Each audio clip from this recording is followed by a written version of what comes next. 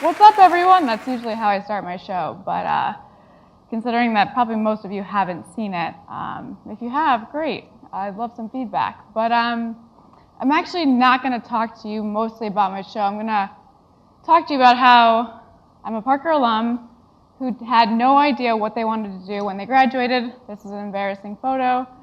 And in case you couldn't recognize me, I'm the one with the arrows pointing at her. I went here for 13 years. And I'm still very, very sour that I wasn't part of the 14-year gang. So if that's not cool anymore, will someone let me know so I can get over that? I graduated in 2007, and even before I graduated, people were asking me, what do you want to do once you graduate college? I'm like, wait, don't I get to graduate high school first before I got to figure out what I want to do after college? But you get that question so much. And if you aren't already getting it, you're going to start to get it.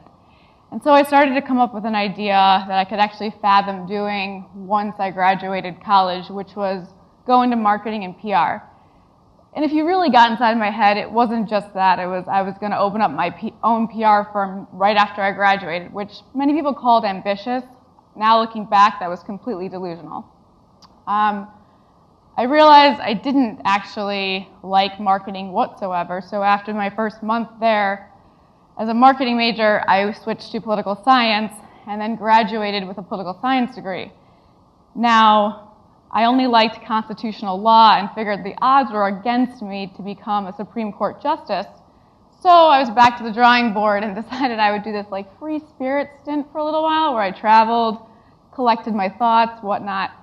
Until my dad approached me in about August of 2011 and said, literally as I have grad school books that I'm looking at, and I'm flipping through them and he goes, you're not thinking about going to grad school, are you? I'm like, yeah, that's why I have these books in front of me. And he said, look, I know you're going to crack soon because you're the kind of person that needs to be working and you're not going to want to go back to school and do that kind of stuff. So what if I told you you would have the ability to influence a brand new company from the ground up? He's talking about Tasty Trade, which is the company he started, we'll go back to 2011. I don't really know. Does this thing move? Okay, there we go. It was moving on its own. I wasn't sure if it's motion. So he said to me, you know, you have the opportunity to work for a company that is literally in as infant as it could possibly be. There are 3.5 people on the business team. I'm like, 3.5 people? He's like, well, there's 3 women, and then there's half of me because usually I'm doing production and content. I'm like, okay.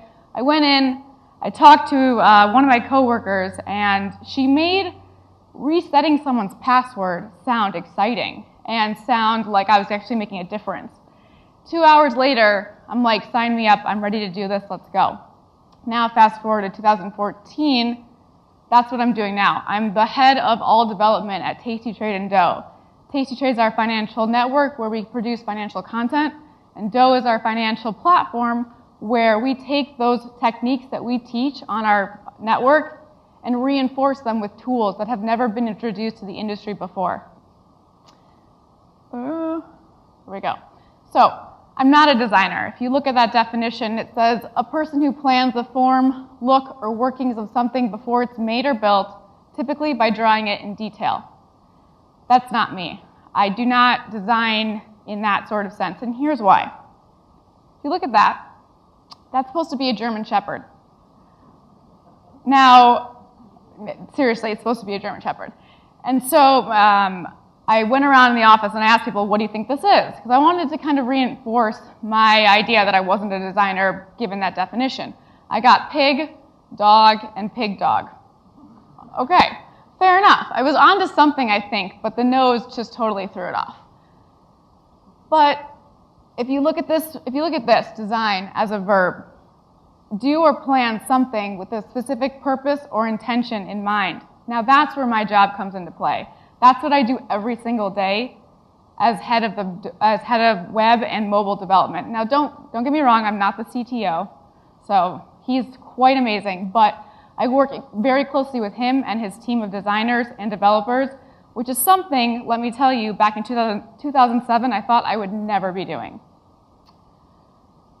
a few months ago, I watched a TED Talk by the director of product design at Facebook, and she said something, well, she said this, I'll read this. She said, design requires a bizarre combination of two things, audacity and humility. Audacity to believe that what you're doing is important. I don't remember it all, I need to. And humility because it's not about the designer's portfolio, but about the people they are designing for. And then it all clicked for me because I realized, even though I knew what I was doing on a day-to-day basis, I didn't realize how influential I was on the design and product of a company that I was so passionate about. I mean, everyone that works at Taste, Trade, and Dough wears a million different hats. Not a ton, a million. And one of the things, and they all have an influence on the product and the designs and what happens from a day-to-day basis. And one common thing that we're doing is that we're all doing it because we know that, we don't believe, we know that it is important to introduce different content, different technology into the retail and financial spaces. So, a little design story for you. And no, this is not me because I'd be wearing a skirt if it was. This actually starts all the way back in 1980 before I was born with my dad. He came to Chicago from New York to be a floor trader at the CBOE. After 20 years of doing that successfully, he went on to open up the first online brokerage firm for derivatives traders.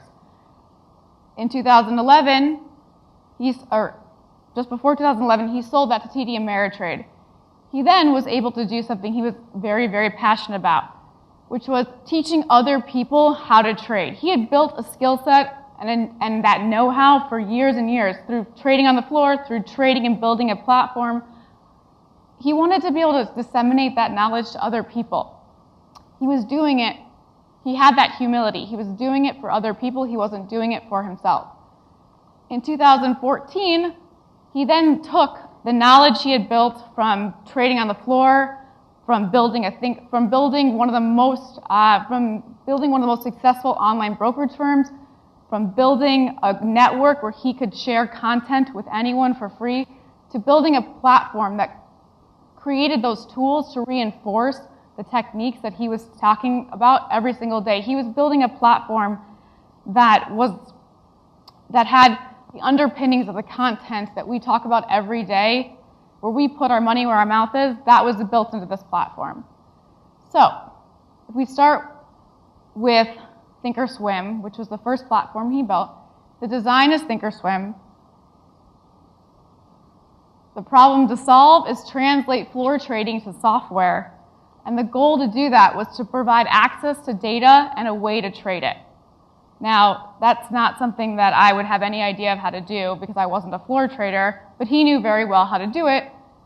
You get this kind of a design where it's basically taking what floor traders saw, what floor traders were doing on a day-to-day basis, and bridging that gap between the pits and retail investing, being able to do that on your own at home. He then moved on to Taste Trade, where he designed the Taste Trade network. This is where I come into play. The lack of engagement was the problem he was trying to solve, and the goal was to produce investable content. So he saw that there weren't enough people wanting to learn about financial literacy because there just wasn't enough exciting material out there. There was either the A to Z books on what an option is, what a call is, put your money here, put your money there. Why not put your money in a brokerage firm? Why not put your money in a brokerage account? It's no different than a savings account. There wasn't that kind of content made available, at least appealing enough to people like myself. I grew up with floor traders and I didn't want anything to do with it. So he had to solve that problem by making investable content entertaining. Well, behind me, that's me. Behind me is me. And like my introducer, who I forgot her name already, that one right there, did a great job, by the way. So I do a show every day with my dad where he teaches me how to trade. I simplify those concepts, and we then recap it to the rest of the viewers. And something that was supposed to only be 5 minutes or 5 episodes long, it's now going on almost 2 years. Because Tasty Trade took a big turn from when it first started of just delivering actionable, investable content.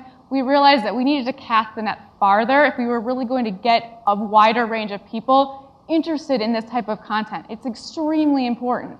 So I would show you a clip of my show, but it's 15 minutes long. I couldn't pick a good start and end point, so I'm going to show you a kind of embarrassing promo that they make me do, but it gives you a good sense of what I do on a day-to-day basis on the show. Hey, I'm Paige. On season 2 of Where Do I Start? Tom, who's not just a legend when it comes to options trading, he's also my dad, you know. Is high kicking, metaphorically of course, my trading to the next level, like trading futures.